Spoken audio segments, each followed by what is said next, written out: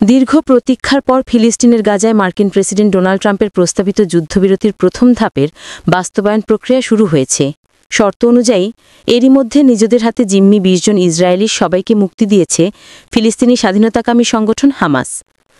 চুক্তির অংশ হিসেবে এবার ইসরায়েলি কারাগার থেকে প্রায় ২,০০০ বন্দীর মুক্তির অপেক্ষায় মোছেন গাজা এবং অধিকৃত পশ্চিম তীরের ফিলিস্তিনিরা।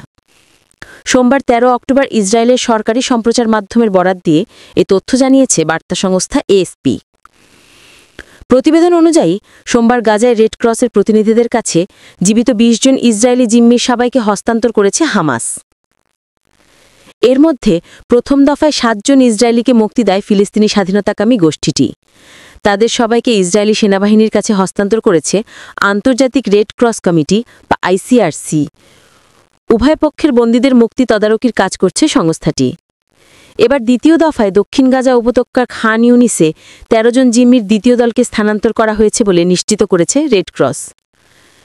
ইসরায়েলি নিরাপত্তা সূত্রের বরাত দিয়ে প্রতিবেদনে বলা হয়েছে, তেল আবিবে জিম্মি পরিবারগুলোকে সমর্থন করার জন্য জড়ো হওয়া বিশাল জনতা আনন্দে ফেটে পড়েছে জিম্মিদের মুক্তির খবরে। এখন চুক্তির অংশ হিসেবে ইসরায়েলি কারাগার থেকে প্রায় ২,০০০ বন্দীর মুক্তির অপেক্ষায় রয়েছেন গাজা এবং অধিকৃত পশ্চিম তীরের ফিলিস্তিনিরা।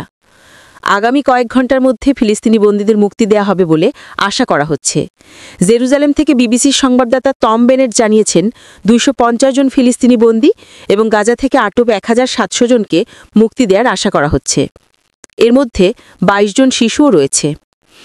এদিকে ইসরায়েলি জিম্মিদের মুক্তি উপলক্ষে স্ত্রী মেলানিয়া ট্রাম্প এবং বড় মেয়ে ইভাঙ্কা ট্রাম্প সহ ইসরায়েল সফরে গিয়েছেন যুক্তরাষ্ট্রের প্রেসিডেন্ট ডোনাল্ড ট্রাম্প।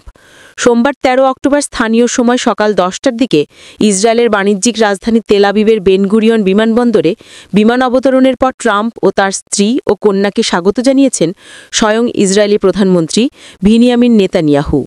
পাশাপাশি যুদ্ধবিরতি চুক্তিতে মধ্যস্থতাকারী মার্কিন বিশেষ দূত স্টিভ উইটকফও তাকে স্বাগত জানিয়েছেন।